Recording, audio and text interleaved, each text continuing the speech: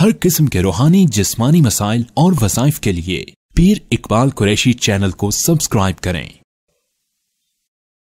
وَنُسَلِّمُ عَلَى رَسُولِهِ الْكَرِيمِ أَمَّا بَعْدُ فَأَعُوذُ بِاللَّهِ مِنَ الشَّيْطَانِ الرَّجِيمِ بِسْمِ اللَّهِ الرَّحْمَنِ الرَّحِيمِ وَلَا تَقُولُوا لِمَنْ يُقْتَلُ فِي سَبِيلِ اللَّهِ أَمْوَاتٌ بَلْ أَحْيَاءٌ وَلَكِنْ لَا تَشْعُرُونَ صدق اللہ العظیم۔ واقعہ کربلا کا ہمارا سلسلہ جاری تھا، آج اس کا دوسرا حصہ ہے کہ حضرت حسین رضی اللہ تعالی عنہ مکہ مکرمہ پہنچ گئے اور مکہ میں جا کر یہ سوچا کہ میں یہاں پر کعبۃ اللہ میں عبادت میں منہمک رہوں گا، جیسے عبداللہ ابن زبیر رضی اللہ تعالیٰ منہمک ہیں۔ لیکن آپ نے اپنے چچا زاد بھائی کو بعد میں جو کربلا بھیجا ہے اور کوفہ میں بھیجا ہے، تو مسلم بن عقیل رضی اللہ تعالی عنہ نے جو 3 خواہشات کا اظہار کیا تھا شہادت کے وقت، اور آپ نے فرمایا تھا میری یہ 3 باتوں کو پورا کرنا ہے آپ لوگوں نے، وہ بڑی اہم ہیں، جن کو کتب تاریخ نے بہت ہی جو ہے پرتاثیر انداز میں اور بڑی ہی جو ہے ایک سمجھانے کے انداز میں بیان کیا ہے، تاکہ امت کو پتہ چلے کہ اہل بیت کی ایک ذاتی خواہش وصیت کی شکل میں کیا ہوتی ہے۔ حسین رضی اللہ تعالیٰ عنہ نے سوچا کہ چلو یزید کا معاملہ ہے، یزید بیعت کروا رہا ہے، ہم بیعت نہیں کریں گے، ہم جا کے مکہ مکرمہ میں اپنے آپ کو، وہ مکہ مکرمہ جس کو اللہ رب العزت نے جو ہے بکہ کہا ہے اور وہ حرم کی حدود ہے، وہاں جنگ و جدل ہوتا نہیں، وہاں لڑائی قتل و غارت ہوتی نہیں، تو ہم وہاں جا کر محفوظ ہو جائیں گے اور اپنی عبادت میں مشغول ہو جائیں گے۔ چونکہ آپ کے سامنے آپ کے بھائی حسن رضی اللہ تعالیٰ کی تاریخ تھی کہ کوفیوں نے کس طرح غداری کی، اور علی رضی اللہ تعالیٰ کی تاریخ تھی کہ کوفیوں نے کس طرح غداری کی، اور میں نے کوفیوں کی تاریخ آپ کو بتائی تھی کہ وہ بنو تمیم قبیلہ کیسے نجد سے یہاں عمر رضی اللہ تعالیٰ عنہ نے ان کو یہاں شفٹ کیا تھا اور ایران کے بارڈر کے ساتھ ان کو ٹھہرایا تھا، اور پھر یہ کوفہ بن گیا۔ تو حسین رضی اللہ تعالیٰ عنہ اور عبداللہ ابن زبیر رضی اللہ تعالیٰ عنہ، ان دونوں نے مکہ مکرمہ میں جا کر اپنا ایک جو ہے اپنے آپ کو مقید کر لیا اور مکہ کی حدود میں رہنا شروع کر دیا۔ لیکن عبداللہ ابن زبیر رضی اللہ تعالیٰ عنہ نے وہاں خلافت کا اعلان بھی کیا، اور آپ نے باقاعدہ طور پہ وہاں پہ اپنی خلافت کو بھی قائم کر لیا، اور آپ نے فرمایا کہ میرے نزدیک مکہ ہی بہتر ہے کہ ہم کسی اور شہر میں جائیں، مکہ جو ہے پوری دنیا کا یہاں آمد ہے، آنا ہے، اور یہاں دنیا کے ہر ملک سے ہمارا رابطہ ہو جائے گا، ہر ملک کے بندے سے ہو جائے گا۔ جو 2 بندے تھے مزید، چونکہ معاویہ رضی اللہ تعالیٰ کے زمانے میں 5 بندوں نے اختلاف کیا تھا، جن میں عبد الرحمن بن ابو بکر اور عبداللہ ابن عمر اور عبداللہ ابن عباس اور حسین ابن علی اور عبداللہ ابن زبیر رضوان اللہ تعالیٰ علیہ مجمعین۔ تو عبد الرحمن رضی اللہ پہلے ہی فوت ہو گئے تھے، تو جو عبداللہ ابن عمر تھے وہ ضعیف آدمی تھے، ضعیف سے مراد یہ کہ وہ ویسے ہی درویش آدمی تھے، اور اللہ نے ان کو حدیث کا ایسا کمال دیا تھا کہ انہیں محدث امت کہا جاتا ہے، اور دوسرے عبداللہ ابن عباس وہ مفسر امت ہے۔ اچھا، عبداللہ ابن عباس جو ہے وہ سینئر ہیں زیادہ، اور عبداللہ ابن عمر بھی سینئر زیادہ ہیں ان باقی صحابہ میں۔ تو عبداللہ ابن عمر جو تھے وہ گوشہ نشین ہو گئے، آپ نے کہا ہم ان معاملات میں پڑھتے ہی نہیں ہیں کہ امت میں آپس میں کچھ تو خون بہایا جائے۔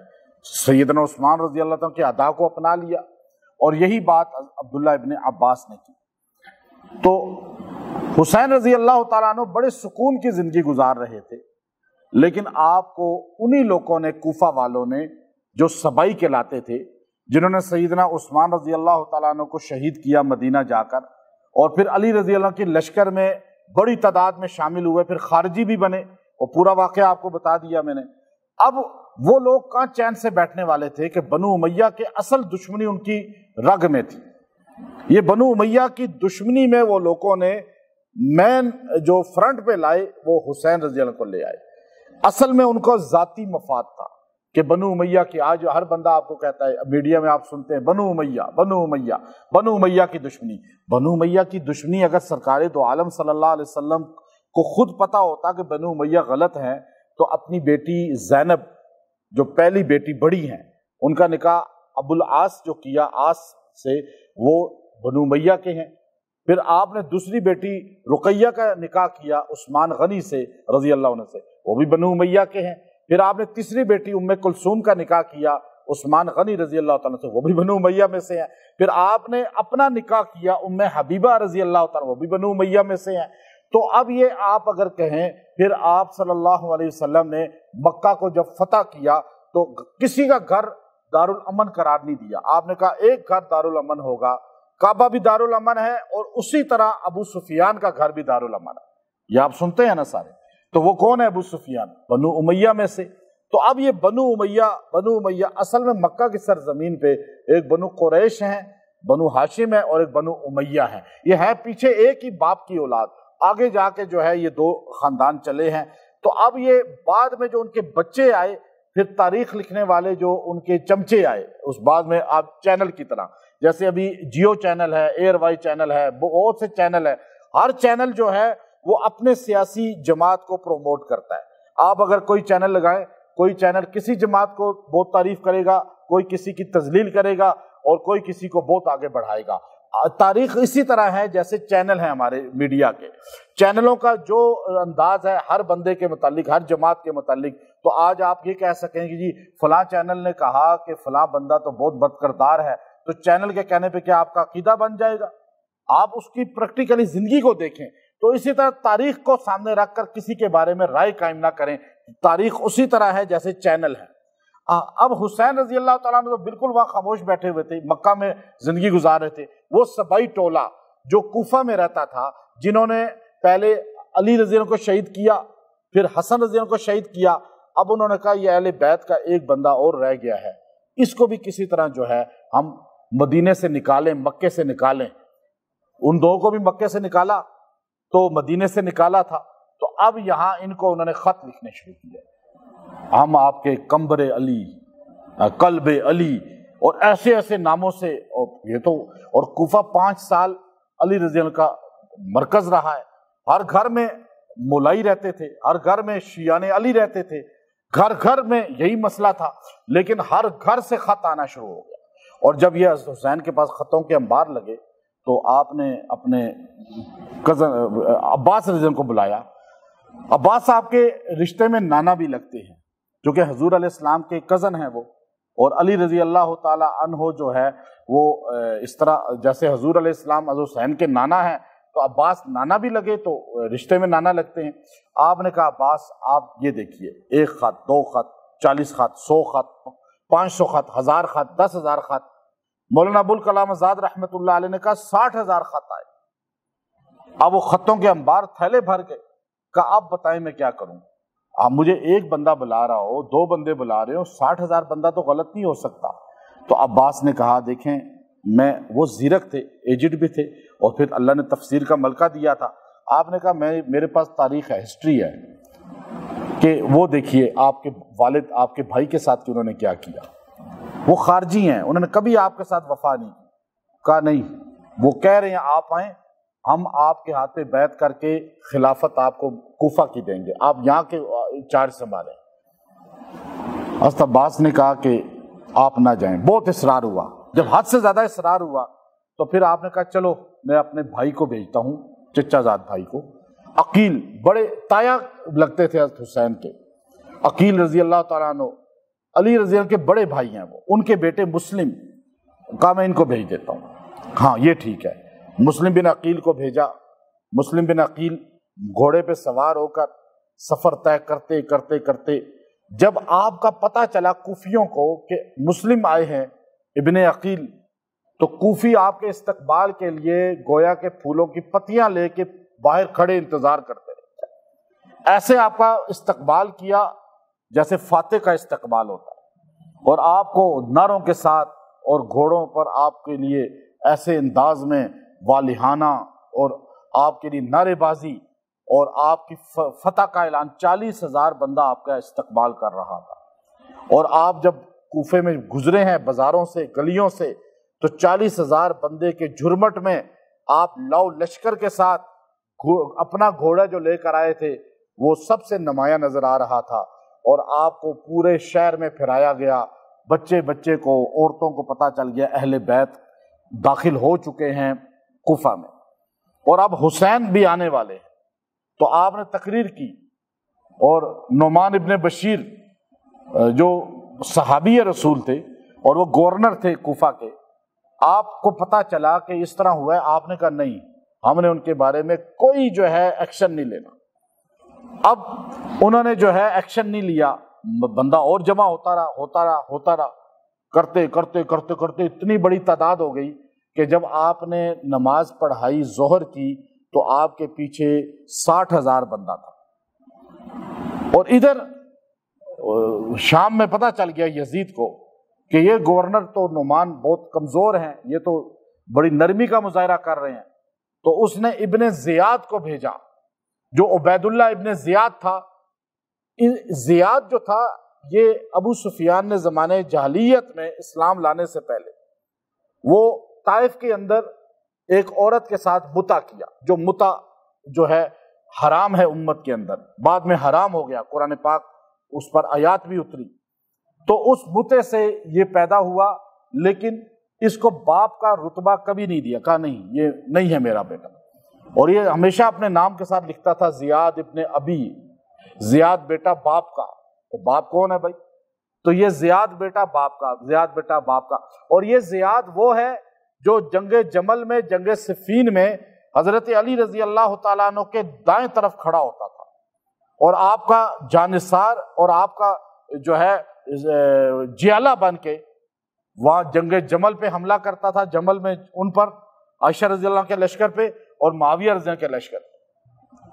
اچھا، آپ یہ کوفے والوں میں دیکھیں گے ایک ایک بندہ وہ ہے جو جنگ صفین اور جمل میں علی رضی اللہ کا سپاہی تھا، اور آج ان کے بیٹے کا خون بہانے کے در پہ ہے۔ تو اب یہاں پر جو ہے یہ پہلا بندہ عبید اللہ، اب زیاد وہاں کیا تھا جب معاویہ رضی اللہ عنہ نے اس کو جو ہے اپنے ساتھ بٹھایا، اس زمانے کی بات ہے، اسے کہا کہ تو میرے باپ ہی کا بیٹا ہے، آج کے بعد تو جو ہے زیاد ابن ابی سفیان لکھا کر۔ یہ اس بات پہ اتنا خوش ہو گیا کہ یہ معاویہ کا لشکر کا جو ہے جانثار بن گیا، یعنی اس نے علی رضی اللہ تعالیٰ عنہ کی جانثاری اس بات پہ ہی چھوڑ دی۔ اب آپ خود سوچئے کہ آج کا مسلمان جو ویزا لینے کے لیے کینیڈا کا، امریکہ کا، ختم نبوت کو چھوڑ دیتا ہے اور عقیدہ اہل سنت چھوڑ دیتا ہے، اور آج جس طرح مسلمان ایک دم بدل جاتے ہیں، اور اکثر یہ مسلمانوں کو کہا جاتا ہے کہ تم علی رضی اللہ عنہ کی محبت میں اپنے گھر میں علم لگا لو، اب یہ سمجھتا ہے کہ یہ جنت میں جانے کا سرٹیفکیٹ ہے۔ بھائی علی کی محبت تو یہ ہے کہ علی رضی اللہ نے جو کام کیے وہ آپ کریں، جو نماز، جو اعمال، اب یہ اعمال نہیں کیے جاتے، صرف جھنڈا لگا کے اپنے آپ کو کامیابی کی ضمانت سمجھا جاتا ہے۔ اب یہاں دیکھیے اس بندے نے علی رضی اللہ کے دائیں طرف کھڑا ہو کے 2 جنگوں میں شریک ہوا، لیکن جب اس کو تھوڑا سا مرات ملی تو اس نے وہ نسبت ہی چھوڑ دی، اور پھر اس کا بیٹا ایسا بنا ظالم کہ وہ اس کو کہا جی اب اس کو بنا کے بھیجو، اس کو امیر بنا کر بھیجو۔ یہ آیا جب یہ اس نے یوں پگڑی پہنی ہوئی تھی اور پگڑی کا یوں نقاب کیا ہوا تھا، تو لوگ سمجھے حسین آ گئے ہیں۔ وہ 60,000 بندہ ظہر پڑھ کے نعرے لگا رہا ہے، حسین زندہ باد، جیسے ہوتا ہے یا حسین، شاہ حسین، اب وہ نعرے لگ رہے تو سارے سمجھے حسین ہیں۔ تو ایک دم جو ہے گھڑ سوار جب بیچ میں آیا، 2 گھڑ سوار دائیں بائیں تھے اور تلواریں ننگی تھی ان کے ہاتھ میں، تو ایک دم اس نے یوں اپنا نقاب ہٹایا تو وہ تو حسین نہیں تھے، وہ ابن زیاد تھا، اور لوگ ایک دم شاہ حسین اور واہ حسین کے جو نعرے لگا رہے تھے یا حسین کے، وہ ایک دم ابن زیاد کے نعرے لگانے شروع ہو، چونکہ عوام تو کل انعام ہوتی ہے، عوام تو ادھر جاتی ہے جدھر ان کو سہولت نظر آتی ہے۔ جن کا عقیدہ مضبوط ہوتا ہے وہ طوفانوں میں بھی اپنا عقیدہ نہیں چھوڑتے۔ ہمارے لوگ جاتے ہیں سعودیہ میں، تھوڑی دیر کے لیے وہاں ٹھہرتے ہیں تو کہتے ہیں جی بس یوں نماز یوں پڑھو جی، حنفیت کیا ہے، ایک دم یوں ہو جاتے ہیں۔ اور ذرا سا کسی اور شہر میں چلے جاتے ہیں جہاں پہ جھنڈا لگا ہو، کوئی لگا ہو تو کہتے ہیں علم لگا ہو، بس وہ بھی وہی لگا لیتے ہیں۔ اپنے عقیدے کو اتنا مضبوط کر لیں کہ طوفان بھی آ جائے تو آپ کا عقیدہ چینج نہیں ہونا چاہیے۔ اب یہ ایسا 60,000 لوگ تھے کہ نعرے کیا لگا رہے تھے؟ یا حسین یا حسین، کیونکہ عقیدہ مضبوط نہیں ہے، وہ خالد تو ہواؤں کی طرح غصہ اس سیل ہے، جھاگ کی طرح۔ تو اس نے کیا کیا، جب اپنا چہرہ دکھایا تو اس کا تلوار دیکھ کر ساروں نے، جیسے ابھی بھی تھوڑے عرصے پہلے بوٹ دیکھ کر ساروں نے اپنی سوچیں چینج کی نا، ہر بندہ پریس کانفرنس کری جا رہا تھا، وہ جی ہم اعلان برات کرتے ہیں، ہم اعلان برات کرتے ہیں، ہمارا ان سے کوئی تعلق ہی نہیں ہے۔ ابھی آپ نے تھوڑے عرصے پہلے سارا سین دیکھا تو آپ سوچئے کربلا میں بھی تو یہی ہوا نا، سارے جو ساتھ تھے۔ یہ تاریخ ہے کہ حکومت کے پاس پاور ہوتی ہے، اسٹیٹ کے پاس ساری چیزیں ہوتی ہیں، تو آپ سوچ سمجھ کر جو ہے اسٹیٹ کے لیے جب ان کے مقابلے پہ نکلیں تو کبھی نہ اس پر اپنے انداز کو تبلیغانہ داعیانہ رکھیں۔ وہ تو ایک عزیمت پہ لایا گیا تھا ان کو، وہ لڑنے نہیں آئے تھے، نہ وہ لڑنے کے لیے بچوں کو لے کر نکلتے کربلا میں۔ یہ کون سی عقل ہے کہ کوئی کہتا ہے جی میں لڑنے کے لیے جا رہا ہوں کشمیر، تو بچے بھی ساتھ لے کے عورتیں بھی چلا جائے۔ وہ تو بےچارے، ان کو تو دعوت دے کے مہمانی پہ بلایا گیا تھا، اور مہمانوں کے ساتھ یہ سلوک کیا۔ کنہوں نے کیا؟ وہی جنہوں نے ان کے والد اور بھائی کے ساتھ یہ کام کیا۔ اب آپ جب نعرے لگا رہے تھے یا حسین کے، ایک دم تلوار دیکھی، ابن زیاد دیکھا تو یزید کے نعرے اور ابن زیاد کے لگانے شروع کر دیے۔ اس نے کہا اگر میں نے کسی کو مسلم کے ساتھ کھڑے بھی دیکھا اس کو قتل کرا دوں گا، مسلم جس گھر میں ہوئے اس گھر کو ڈھا دوں گا، مسلم کے ساتھ جو تعاون کرے گا اس کی نسل بھی زندہ نہیں چھوڑوں گا۔ اب مسلم بن عقیل سمجھ رہے تھے، وہ اپنے گھر میں بیٹھے ہوئے تھے ہانی رحمت اللہ علیہ کے گھر میں، کہا کہ میرے جانثار 80,000 ہیں، 60,000 ہیں۔ آپ نے خط لکھا، کہا یہ جاؤ تیز گھڑ سوار لے جائے اور جا کے حسین رضی کو دے دے کہ آ جائیں کوفہ، آپ کے جانثار تیار ہیں۔ علم غیب کوئی امام بھی نہیں جانتا، کوئی نبی بھی نہیں جانتا، کوئی صحابی بھی نہیں جانتا، کوئی دنیا کا فرد نہیں جانتا، ورنہ حضرت حسین یا مسلم بن عقیل ان کو پتہ نہ چل جاتا کہ اب کیا ہونے والا ہے۔ تو اب یہاں دیکھیے کہ مسلم بن عقیل خط بھیجتے ہیں، ابن زیاد شہر میں داخل ہوتا ہے، اور وہ جیالے ایک دم بے وفا بن جاتے ہیں، اور وہی بے وفائی جو مولا علی کے ساتھ ہوئی تھی ان لوگوں نے کی، ان کے باپ دادوں نے کی۔ نسل بھی ہمیشہ یاد رکھیے گا وہ اثر رکھتی ہے۔ ان کے باپوں نے مولا علی کے ساتھ بے وفائی کی، ان کے بچوں نے حضرت حسین کے ساتھ بے وفائی کی، آج بھی نسل بے وفا ہی ان کی چلی آئی۔ تو اب وہاں اسی لیے کہا کوفی لا یوفی، کوفی کبھی وفادار، یہ ابن عباس کا قول تھا، ابن عباس نے کہا تھا حضرت حسین کو۔ تو اب انہوں نے کہا کہ موہانی کہنے لگے یہاں تو چینج ہو گئے سارے، عصر کی نماز میں گئے، پہلے 60,000 تھا، عصر میں 10,000 کا مجمع تھا۔ جب مغرب کی نماز ہوئی تو چند 100 کے قریب لوگ تھے، عشاء کی نماز میں ایک بندہ بھی نہیں تھا مسجد میں۔ جس مسجد میں حضرت علی نے جمعے پڑھائے ہوں، جس شہر میں 5 سال حضرت علی خلیفہ رہے ہوں، وہ شہر کو انگلینڈ تو نہیں ہے نا کہ نیا اجنبی شہر ہے اہل بیت کے لیے، جس شہر کے اندر 5 سال شیر خدا جیسی ہستی رہی، شہید ہوئے وہاں پر، اس شہر کا ایک بندہ نماز پڑھنے مسلم بن عقیل کے پیچھے نہیں آیا، ڈر کے مارے گھر میں چھپ گئے۔ اور آپ جب نماز پڑھ کے نکلے تو سارے دروازے آپ کے لیے بند ہو چکے تھے، اور دیہاتوں میں تو مغرب کے بعد ہی رات ہو جاتی ہے، اندھیرے ہو جاتے ہیں۔ اب آپ جس دروازے پہ دستک دیتے تھے تو دروازہ کھلتا ہی نہیں تھا۔ آخر آپ تھک کر جو ہے ایک جگہ بیٹھ گئے، اور ایک بوڑھی عورت اپنے آوارہ اور سرکش بیٹے کا انتظار کر رہی تھی، وہ آوارہ گرد کہیں پھر رہا تھا باہر، تو اس نے دروازہ کھول کے دیکھا کہ یہ اجنبی کون ہے، پوچھا کون ہو تم؟ کہا میں عقیل کا بیٹا مسلم ہوں۔ کہا وہ علی کے بھائی؟ کہا وہ آپ تو اہل بیت ہیں۔ اور بسم اللہ، وہ بوڑھی عورت بڑی اہل بیت سے محبت کرنے والی تھی، اب وہ آپ کو اندر لے کر گئی، پانی پلایا، آپ کو بٹھایا، کھانا کھلایا، اور اس کا بیٹا لیٹ آیا، وہ دیکھ رہا ہے اماں جو ہے ادھر بار بار جا رہی ہے، پوچھا کون ہے ادھر؟ کہا تجھے پتا ہے ہمارے گھر میں رحمت آ گئی ہے، عقیل کے بیٹے مسلم آ گئے ہیں۔ تو عقیل رضی اللہ تعالی عنہ کی عجیب کہانی ہے کہ عقیل رضی اللہ تعالیٰ عنہ خود جو تھے جنگ صفین میں لڑ علی کی طرف سے تھے رہے معاویہ رضی سے، اور ناشتہ جا کے کرتے تھے معاویہ رضی اللہ کے ساتھ۔ حضرت معاویہ کہتے تھے کہ یہ عجیب بات ہے کہ آپ لڑ ادھر سے رہے ہیں اور کھانا میرے ساتھ بیٹھ کے کھاتے ہیں۔ کہتے ہیں مجھے پتا ہے آپ اور علی بھائی بھائی ہیں، آپ ایک ہیں، بیچ میں جو ٹولہ ہے وہ لڑائی کرا رہا ہے۔ یہ تاریخ اٹھا کر دیکھیے آپ۔ تو مسلم بن عقیل کے بارے میں جب بیٹے کو پتا چلا تو اس کو ایک دم ذہن میں آیا کہ ابن زیاد نے کہا ہے جو مسلم کو گرفتار کرائے گا اسے اتنے گھوڑے دوں گا۔ وہ ایک دم بھاگا۔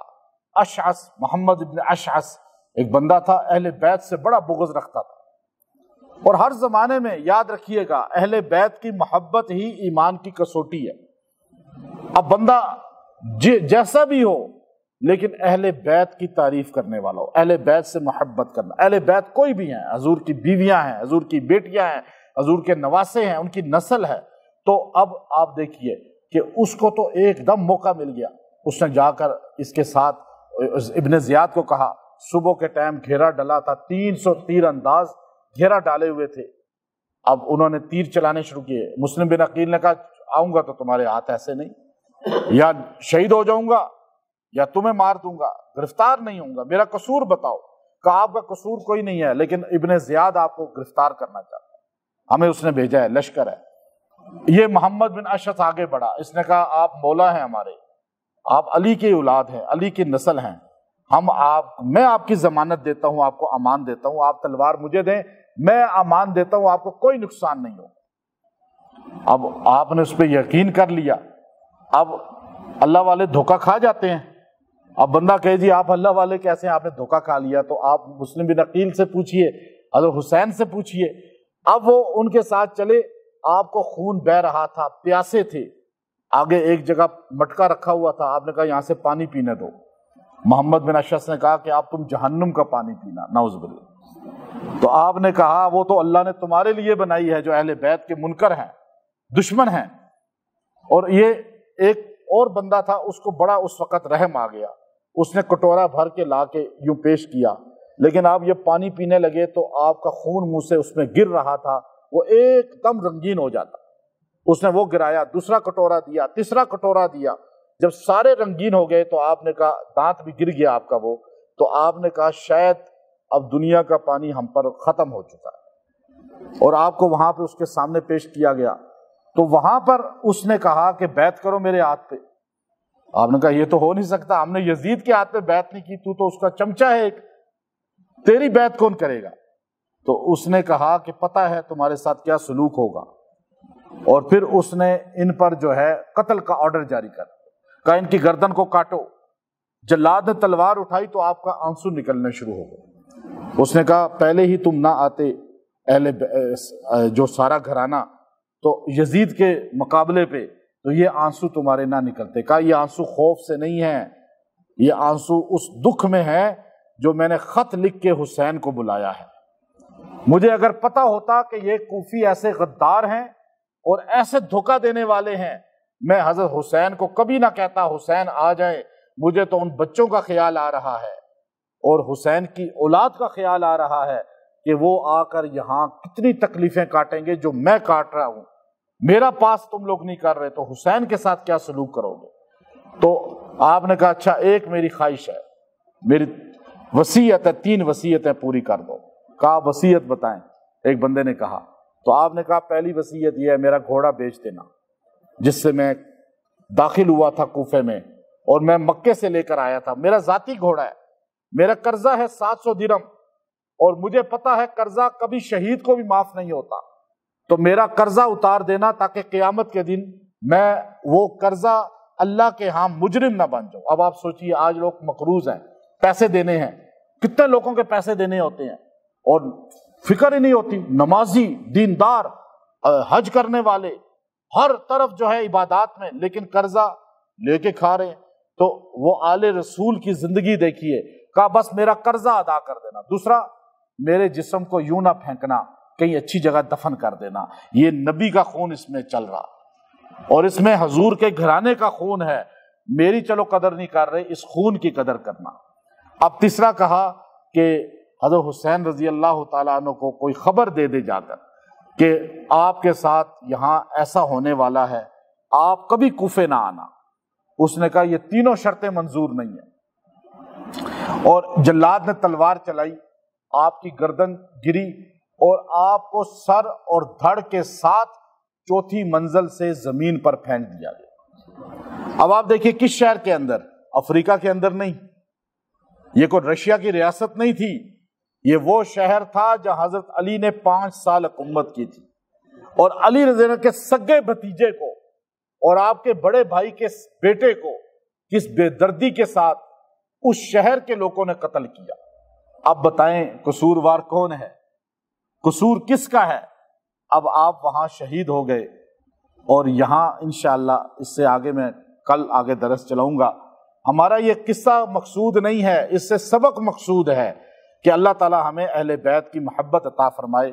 وآخر دعوانا ان الحمد للہ رب